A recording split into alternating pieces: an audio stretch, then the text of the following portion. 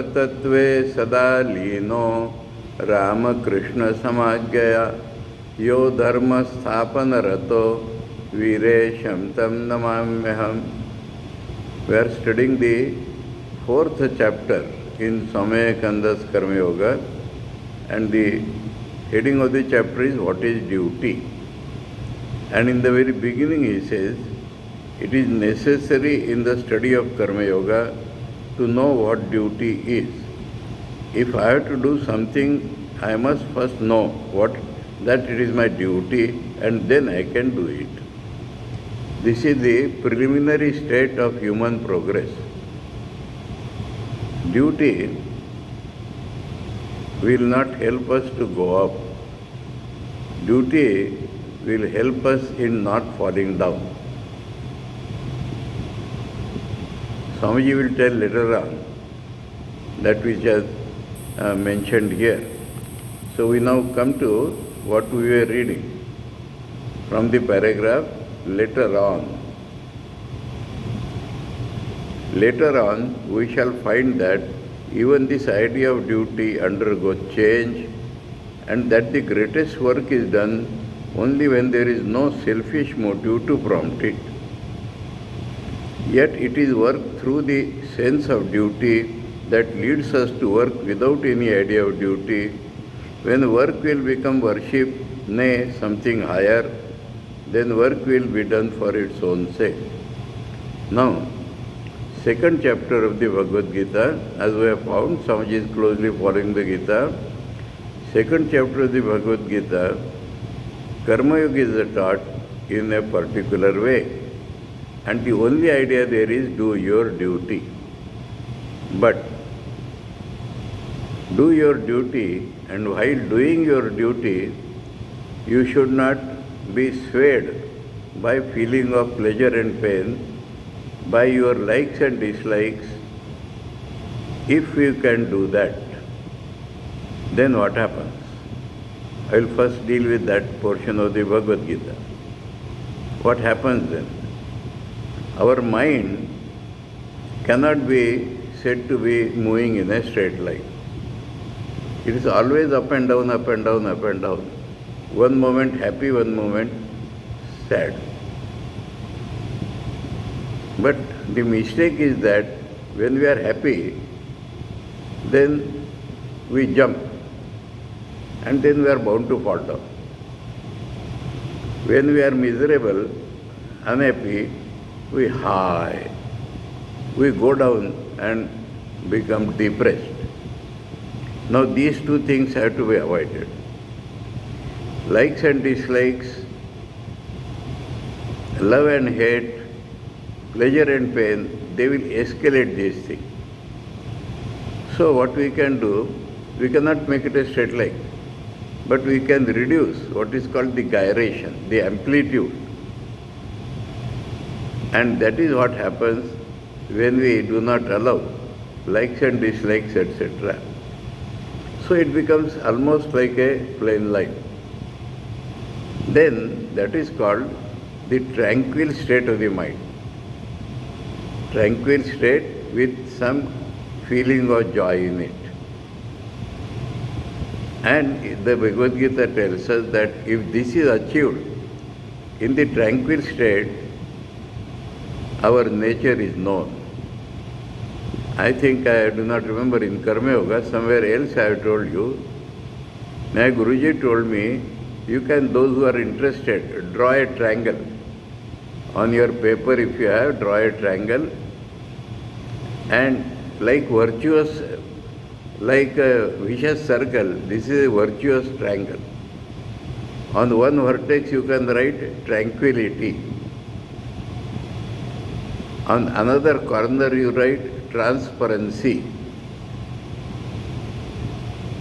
On the third corner you write transcendence. That means if transparency is there, if tranquility is there, you can see what is inside.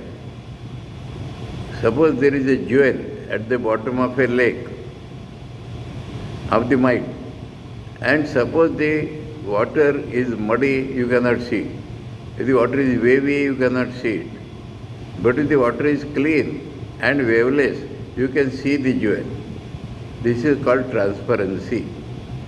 That means if the mind is peaceful and joyful, you can see the Atman behind the mind.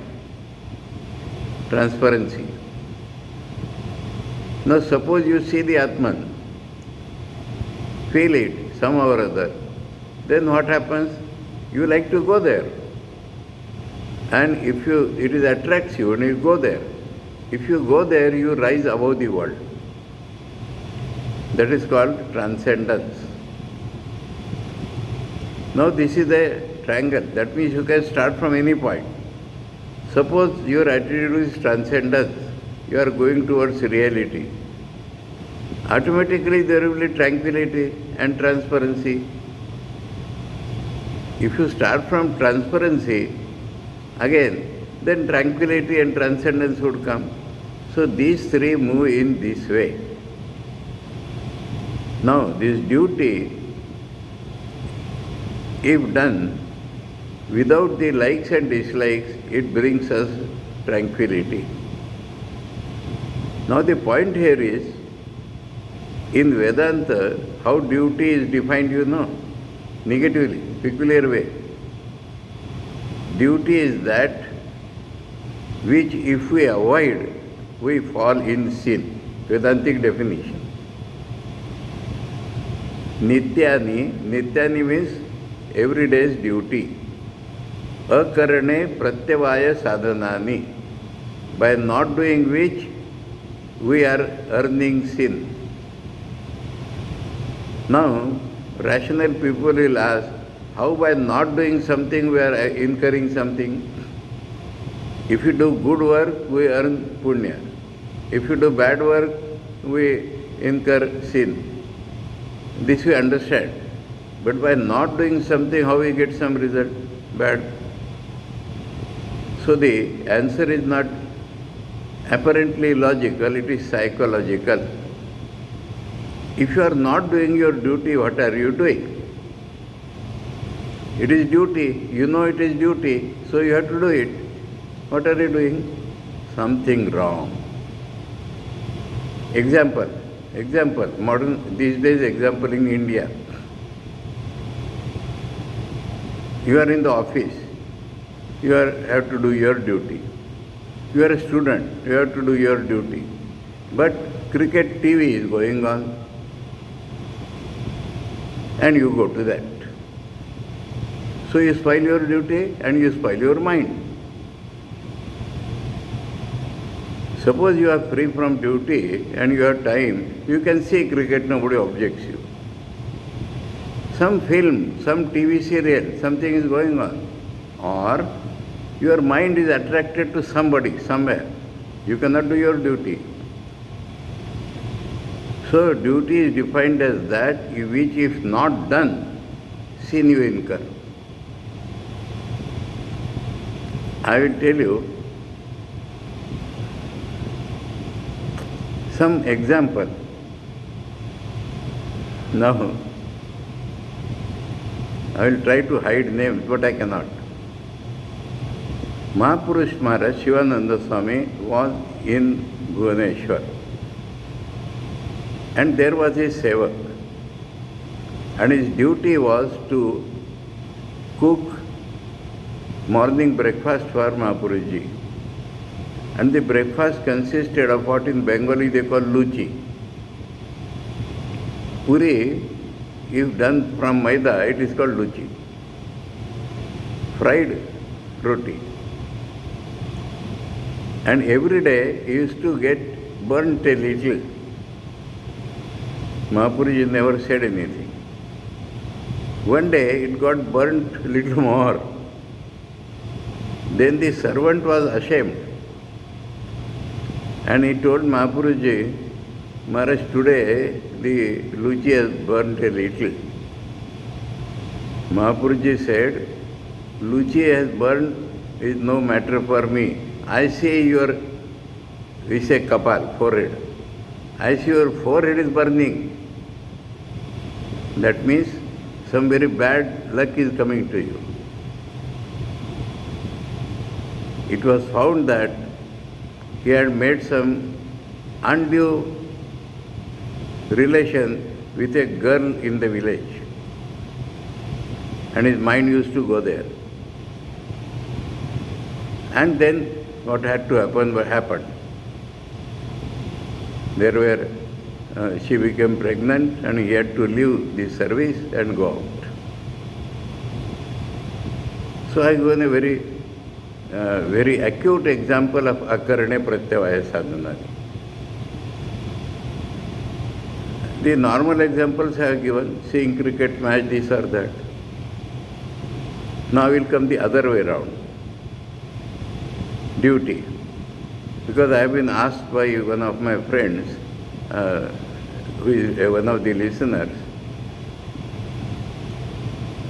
how duty helps to go forward. So positive thing I have to tell. Example. Here I will not use any name. I knew, but it's personal knowledge. There was a family, 4 sons. Father was some principal. The eldest son had gone abroad or like that for studies. 2 sons, number 2 and 3. If there is some function in the house, small or big, mother wants Satyanarayan Puja, these 2 will vanish from the morning. They will not be seen. Now the youngest knew that this Satyanarayan, he did not believe much in that. But one word has come here, through love. You may call duty or love. He loved his mother, or he thought it is my duty.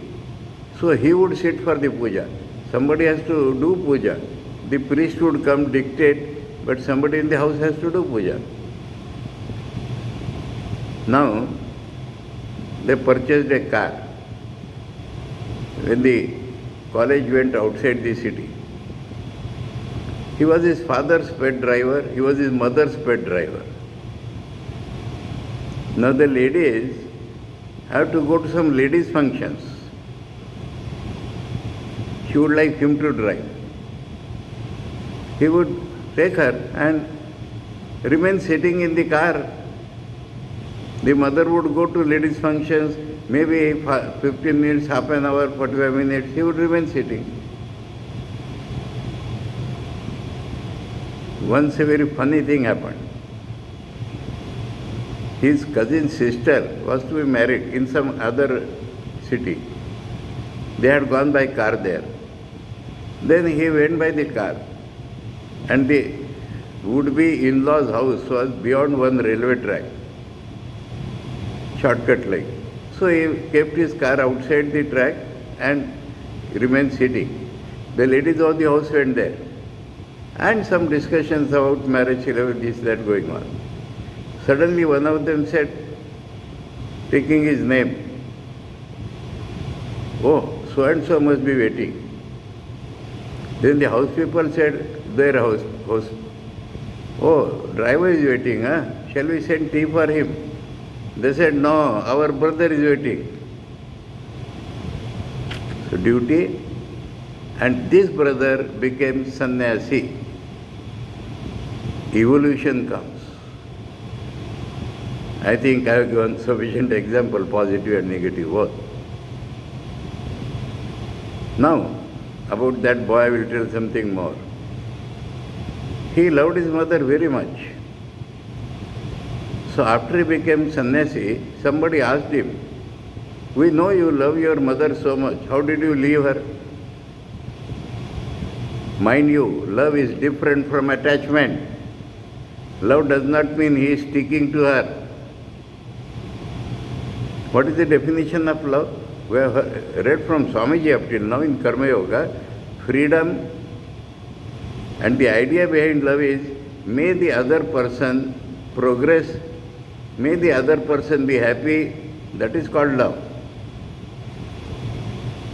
So, because of this, he evolved and he became the sadhu.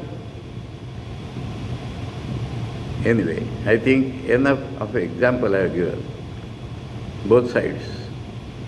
If you do not do duty due to likes and dislikes, love and hatred, pleasure and pain, then you incur sin.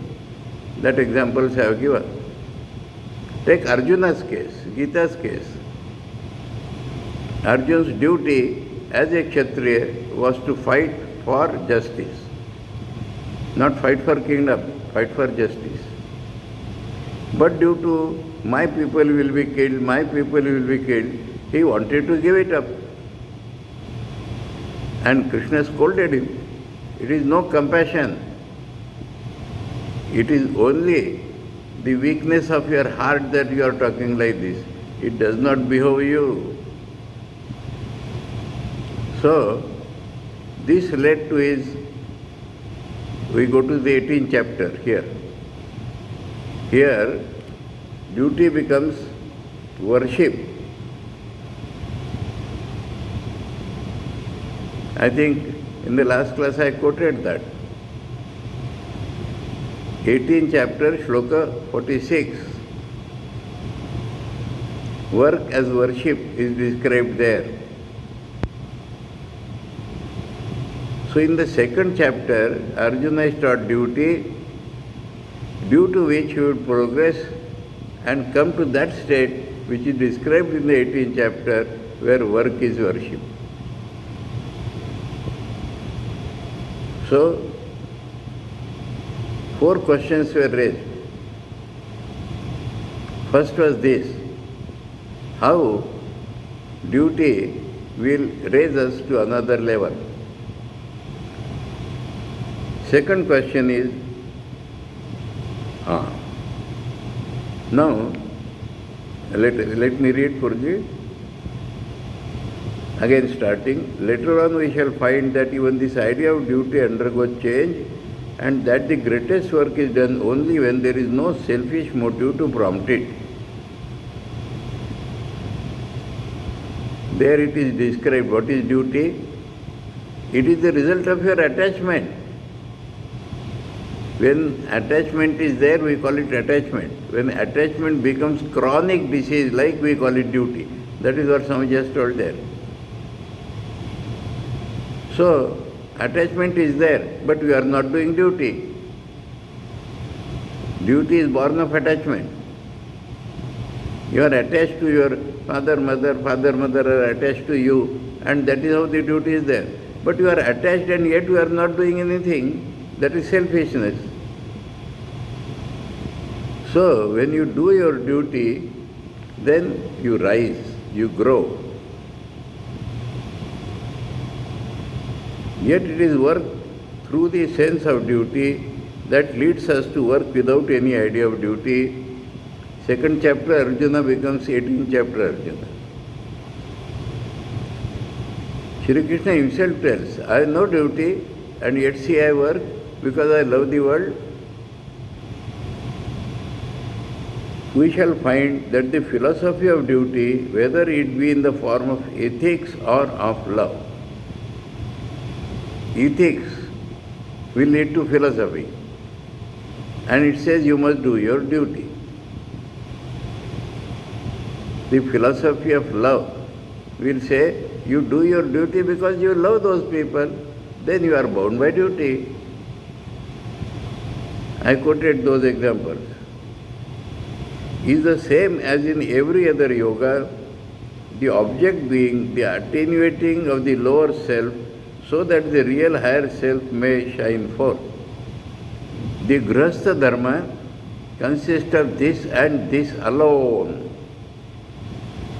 We adjust, we curb our angularities, we curb our selfishness, we curb our ego so that we can live together. And that helps a man to grow.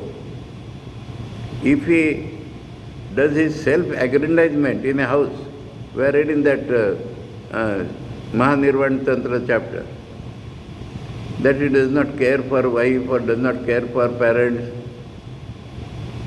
then he is not doing his duty. So,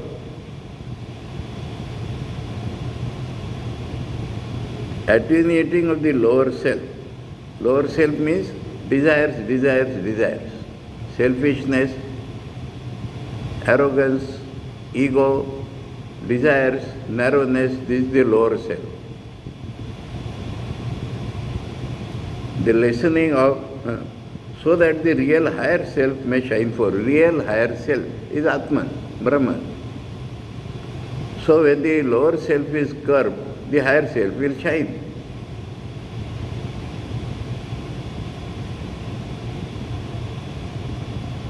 The lessening of the frittering away of energies on the lower plane of existence, so that the soul may manifest itself on the higher ones. When the lower desires are stopped, the higher tendency to go towards God will come up. Now the second point. This is accomplished by the continuous denial of low desires. In duty, we have to deny our lower desires, which duty rigorously requires. Duty rigorously requires that we should not be selfish, we should not be bogus, we should not be prone to enjoyment, we should not be prone to ego, we should not be prone to our angularities, so that we grow. So denial of low desires which duty rigorously requires. Third point. The whole organization of society has thus been developed consciously or unconsciously to the realms of action and experience. Experience I described one day anyway. So this is a bit of Sankhya here. When we do our duty, we go on getting experience. We know the nature of the world. If we are engaged in selfishness, we don't know at all. We are knocked down and yet we do not know. But when through duty we understand the world is a mixture of good and bad, world hates you, but you have to do your duty. So it is the sense of duty which is giving us experience. And it is when we get sufficient experience, we come out of it. We do not want it. So this getting experience and coming out of it is done by sticking to duty. I think I am clear here. Fourth point.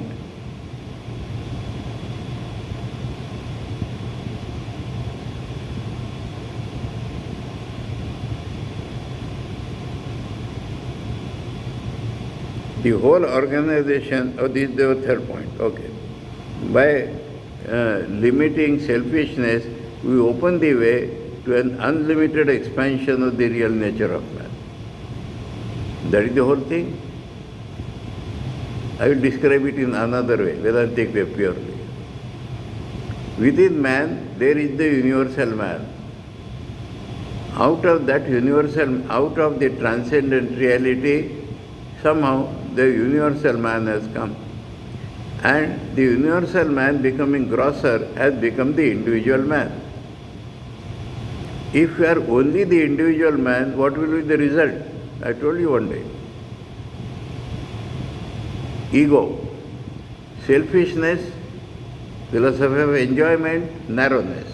These are the automatic results of individual sticking to his individuality. But the universal shines through it. And the universal makes him unselfish, devoted to God, God is in all, controlling himself, thinking of the reality. If we see some of these in man, we know that it is the universal which is shining. So, when the individual goes down, the universal comes up. Ultimately, the transcendent self comes up. So these are the 4 points described in this paragraph. Explanation, this is statement by Swamiji. Swamiji himself is explaining now. Next is the explanation of these very points. But because somebody wanted, so first para, that day we said we will discuss it next time. So after reading first para, I have described as much as possible. Now when you come to the next paragraph, we will find Swamiji explaining this. He has mentioned there duty through love. Now we come to the next para. And here the end was, we open the way to an unlimited expansion of the real nature of man. Universal, unlimited expansion. Duty is seldom sweet. It is only when love greases its wheels that it runs smoothly. Let you think of your family, the society, your social duty, in your office duty. If you take it as purely duty, it is like always like this. Some cart is moving and then there is friction, char is going on. But if the lubricant is put, love, then smoothly it runs. So, it is only when love greases its wheels, that is the example Swamiji has given, greases its wheels that it runs smoothly. It is a continuous friction otherwise. How else could parents do their, Swamiji is giving the example, how else could parents do their duties to their children? Husbands to their wives and vice versa. Vice versa means children to their parents and wives to their husbands. Do we not meet with cases of friction every day in our lives? Duty is sweet only through love. And love shines in freedom alone. We don't forget that Swamiji's definition of love. Yet, is it freedom to be a slave to the senses, to anger, to jealousies, slave to the anger, slave to jealousies, and 100 other petty things that must occur every day in human life, must occur. Everybody is a different individual. So their egos, interest, everything clashes. In all these little roughness, same thing happens in the ashramas. Everyone is an individual and there are bound to be clashes of opinion, clashes of work. But if we love each other because we love Thakur, if we love the whole society because we love God, if we love all our those who are with us due to love of God, then only this becomes smooth. Our great people, Holy Mother, disciples of Thakur, everybody has said this mission runs on love only. That is the only principle in mission.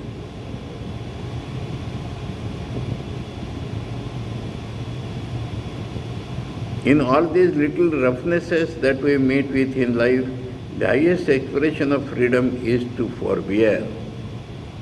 Forbear. Yes, I am feeling troubled due to my brother. Forbear. You will grow. Forbearance is the best part of growth.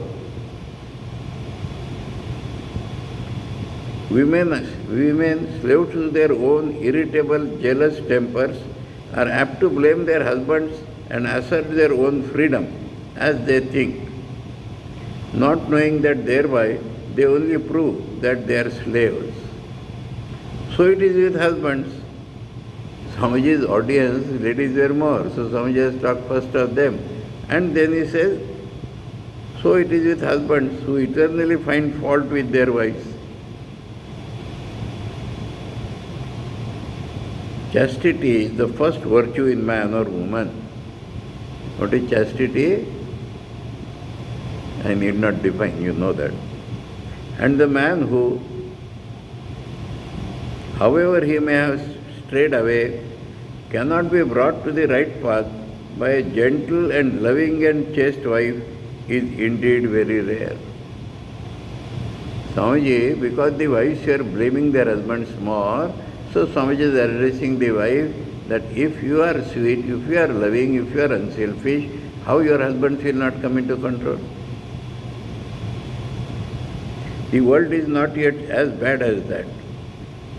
We hear much about brutal husbands all over the world and about the impurity of men. But is it not true that there are quite as many brutal and impure women as men? If all women were as good and pure as their own constant assertions would lead one to believe, I am perfectly satisfied that there would not be one impure man in the world.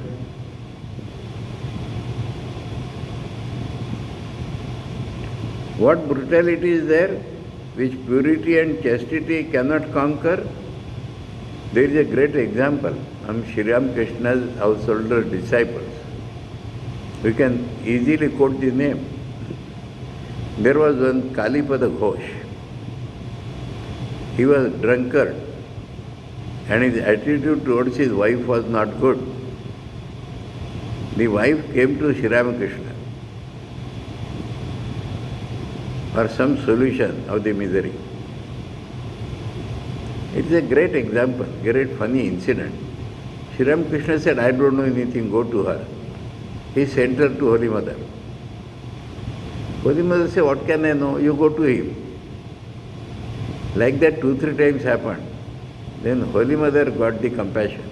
That was Sri Ramakrishna's idea. And she gave her one Bilva Patra which was offered to the Lord. You keep it with you. After 14 years of this incident, Kalipada came to Sri Ramakrishna. And as soon as he came, Sri Ramakrishna said, for 14 years he has tortured his wife and see the transformation. Patience is required. One day, everything becomes favorable.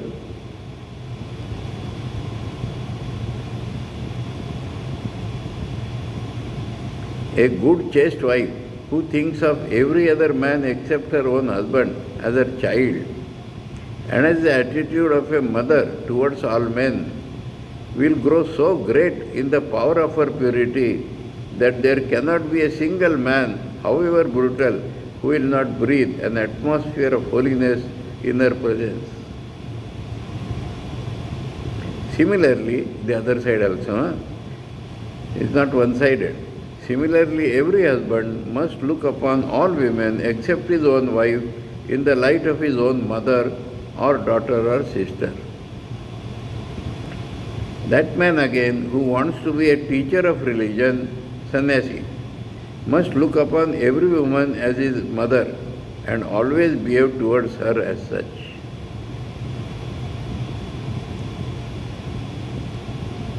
The position of the mother is the highest in the world. This the West did not understand, does not understand. They think the woman's glory is in becoming the wife. In India only this idea comes.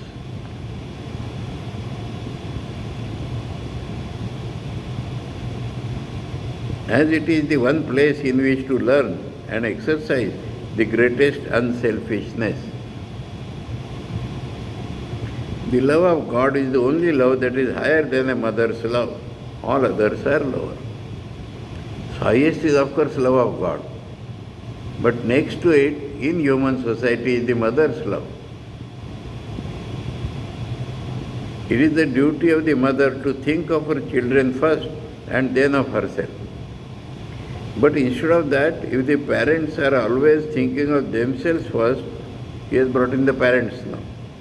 The result is that the relation between parents and children becomes the same as that between birds and their offsprings, which as soon as they are fledged, do not recognize any parents. Blessed indeed is the man who is Swami is doing practical daily in the society. Blessed indeed is the man who is able to look upon woman as the representative of motherhood of God, not only mother, but representative of motherhood of God. Blessed indeed, that means God is the mother of all, and that is represented by the woman. Blessed indeed is the woman to whom Man represents the fatherhood of God. Blessed are the children who look upon their parents as divinity manifested on earth.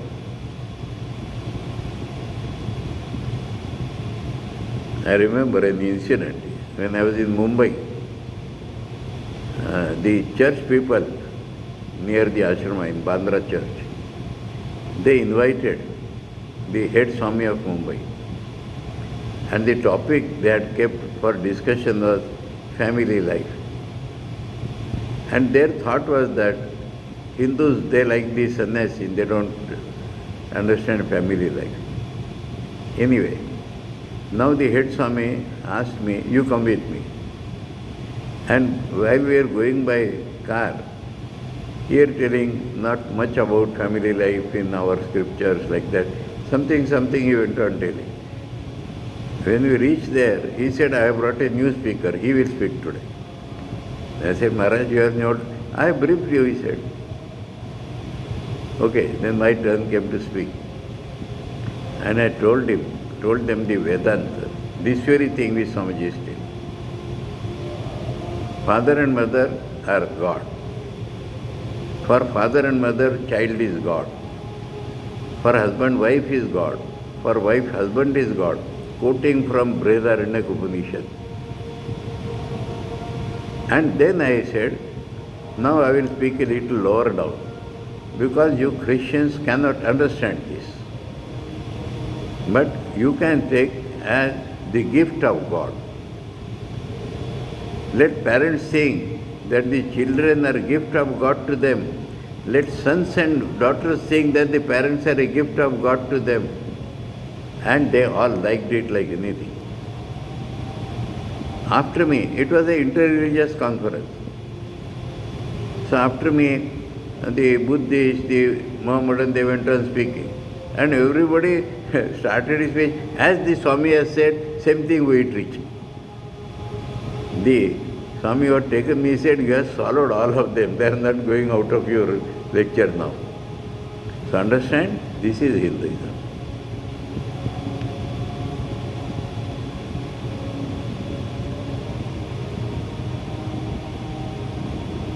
The only way to rise is by doing the duty next to us. That is, from the beginning he is telling, don't seek some higher duty. What is next to you, that you do. This is what in Vedanta called Nitya Karma. And thus we go on gathering strength until we reach the highest state.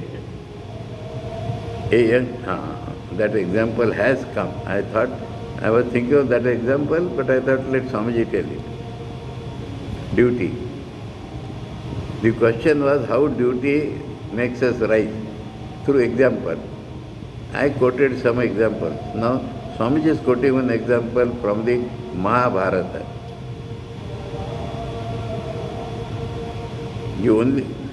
A young sannyasin went to a forest. There he meditated, worshipped and practiced yoga for a long time. After years of hard work and practice, he was one day sitting under a tree when some dry leaves fell upon his head. He looked up and saw a crow and a crane fighting on the top of the tree, which made him very angry. He said, what? Dare you throw these dry leaves upon my head? They are not throwing, but due to their fight they were falling. As with these words he angrily glanced at them, a flash of fire went out of his head. Such was the yogi's power, and burned the birds to ashes. He was very glad, almost overjoyed at the development of power. He could burn the crow and the crane by loot. After a time he had to go to the town to beg his bread. He went, stood at a door and said, Mother, give me food. A voice came from inside the house.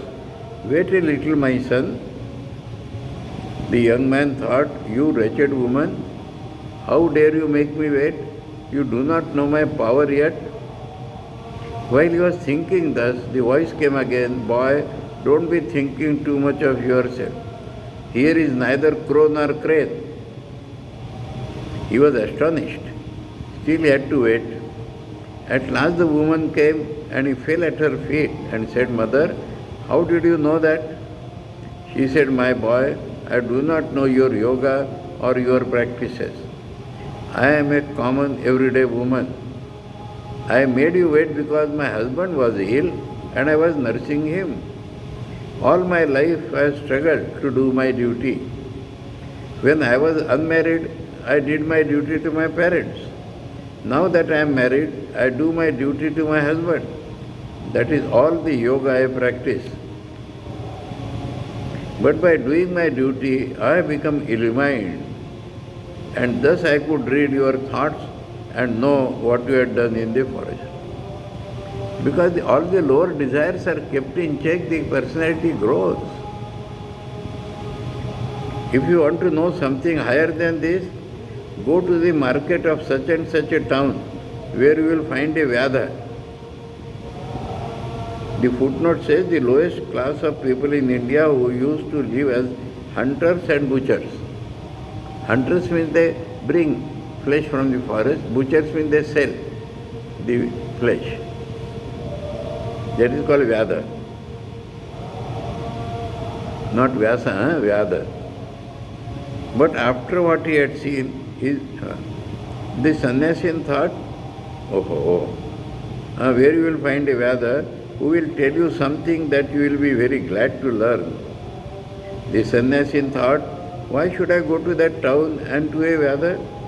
But after what he had seen, his mind opened a little, so he went. When he came near the town, he found that market and there saw at a distance a big fat Vyadha cutting meat with big knives, talking and bargaining with different people. The young man said, Lord, help me. Is this the man from whom I am going to learn? He is the incarnation of a demon, if he is anything. In the meantime, this man looked up and said, Oh Swami, did that lady send you here? Take a seat until I have done my business. The sannyasin thought, what comes to me here? He took his seat. The man went on with his work, and after he had finished, he took his money and said to the sannyasin, Come sir, come to my house. On reaching home, the Vyadha gave him a seat, saying, Wait here, and went into the house. He then washed his old father and mother, fed them, and did all he could do to please them. After which he came to the sannyasin and said, Now sir, you have come here to see me. What can I do for you? The sannyasin asked him a few questions about soul and about God. And the Vyadha gave him a lecture which forms a part of the Mahabharata called the Vyadha Gita, Vyadha teaching. It contains one of the highest flights of the Vedanta. When the Vyadha finished his teaching, the sannyasin felt astonished. He said, Why are you in that body? With such knowledge as yours, why are you in a Vyadha's body and doing such filthy, ugly work? My son, replied the Vyadha, no duty is ugly, no duty is impure. My birth placed me in these circumstances and environments. In my boyhood, I learned the trade. I am unattached and I try to do my duty well. I try to do my duty as a householder and I try to do all I can to make my father and mother happy. I neither know your yoga nor have I become a sannyasin. Nor did I go out of the world into a forest. Nevertheless, all that you have heard and seen has come to me through the unattached doing of the duty which belongs to my position. Unattached. I am neither attached to that work nor to anything, but I am doing my duty. And that includes serving father, mother and everything. And that has given illumination. And I could teach that sannyasi.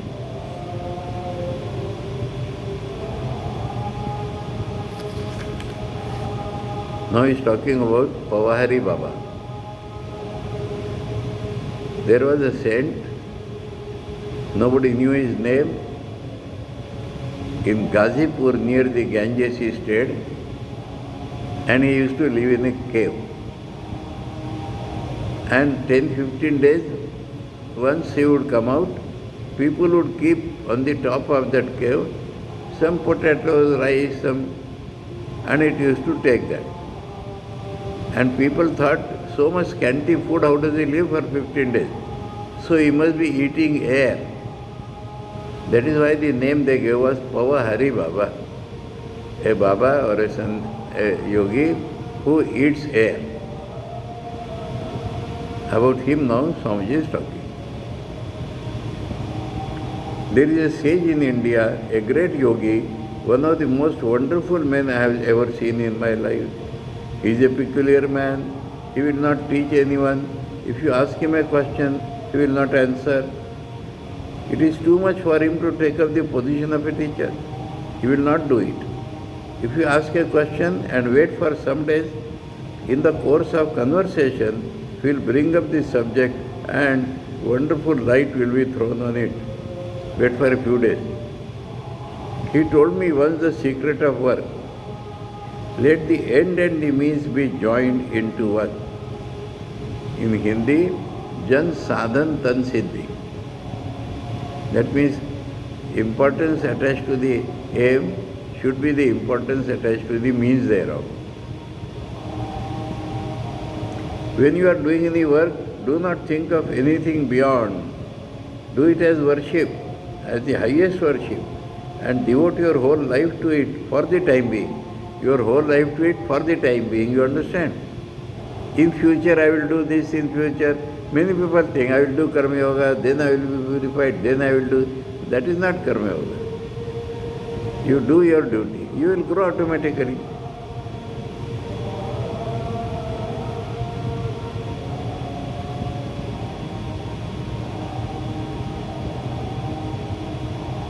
And devote your whole life to it for the time being. Thus in the story, the Vyasa and the woman did their duty with cheerfulness and wholeheartedness. So duty is not something morose. Oh, I have to do my duty. Oh, I have to do my duty. That is not the thing. With love, or love always gives joy. I will quote another example here. That was in Pune. And two ladies, one of them was a professor. They came to me and asked a peculiar question. They said that brahmacharis come and join your mission, expecting they will sit in meditation and reach samadhi. But you give them work. How do they adjust? I said, why you are worried about our brahmacharis? They said that because we are facing the same thing. A lot of work. Now the word I have to find out English equivalent of that. In Hindi, they speak in Marathi, but in Hindi, हमें बहुत सा काम करना पड़ता है. We are obliged to do many work. We are bound to do some work, maybe the English translation. And we do not find time for meditation and all that. I told them, so long as you are obliged, you are bound to do some work, you will not progress. When you do your work with love, then you will progress for meditation. Not because you are bound to do some work. So long as that idea of bound to do work comes, that is what Swamiji is telling, duty through love. So long as you feel you are bound by this work, you will not grow spiritual. So in our ashramas, in everywhere in society, it is work done as duty through love that man grows.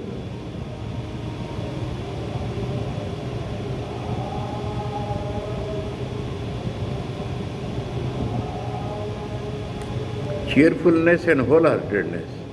And the result was that it's all true for all our sadhus and brahmacharis also. Wholeheartedness, cheerfulness, because we love God, because we love Sri Ramakrishna. That is the only consideration. The result was that they became illuminated, clearly showing that the right performance of the duties of any station in life without attachment to results. Not that we will be praised for this or we will get some money or awards. leads us to the highest realization of the perfection of the soul. That is the highest realization. It is the worker who is attached to results that grumbles about the nature of the duty which has fallen to his lot. Grumbles because he is attached to results. To the unattached worker, all duties are equally good and form efficient instruments with which selfishness and sensuality may be killed, and the freedom of the soul secured. We are all apt to think too highly of ourselves. Our duties are determined by our deserts to a much larger extent than we are willing to grant. That in the first chapter itself, Swamiji has told, first and second chapter, you get what you deserve, whether you understand it or not. And this deserving comes by work, he had said. Our duties are determined by our own deserts to a much higher. Deserts means the result of our work is called deserts. To a much larger extent than we are willing to grant. Competition rouses envy. I should do that work which he is doing. It is a higher type of work. That is competition. Rouses envy and it kills the kindliness of the heart. To the grumbler, all duties are distressful. Nothing will ever satisfy him, and his whole life is doomed to prove a failure. Let us work on, doing as we go, whatever happiness to be our. Let us work on, doing as we go, whatever happens, not happiness, whatever happens to be our duty, and being ever ready to put our shoulders to the wheel, then surely shall we see the light. This was described in the second chapter of the Bhagavad Gita. That will, as I told you, that will give you tranquility, that will give you transparency about your own real nature, and that will give the enough transcendence to reach that. Now, I make an announcement here. If you see the chat section, and ask the organizer to put some notice on the chat. And I have informed as much as I can through WhatsApp or the email addresses to me that on this coming Monday, our next Karma Yoga class, before the class, from 4 o'clock, I am going to give what I feel most important talk of my life. And the subject is Sri Ramakrishna in our life. That is being organized by Ramakrishna Mission Institute of Culture, Gol Park, Calcutta. They have said 1.5 hours, but the program stands like this. 4 o'clock, welcome, introduction for 15 minutes. I have been asked to talk 50 minutes. So 4:15 to 5:05, that will be my talk. Then thanks and this and that may go on for up to 5:30. So that link and everything is given. Those who are interested, those should be interested, I would say, can switch on their link and all that at 4 o'clock, and by 5:15 then they can close it and come to the Karma Yoga link. So Karma Yoga starts at 5:30, we will have 15 minutes gap and we can switch on to this one. So that is my humble request to all of you and all your friends that I am going to talk on Sri Ramakrishna in our life. And that is on next Monday, 28th of December, organized by the Culture Institute, Gol Park, Calcutta, in one of their memorial lectures. And Karma Yoga will take immediately after that at 5:30, next chapter.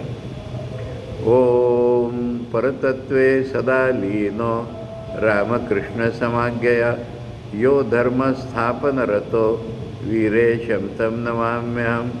Om Shanti Shanti Shanti. Hari Om Tat Sat. Shri Ramakrishna Arpanamastu. Now I have to give a talk on Christmas Eve. प्रणाम महाराज. Immediately now there is a talk on Christmas Eve for me.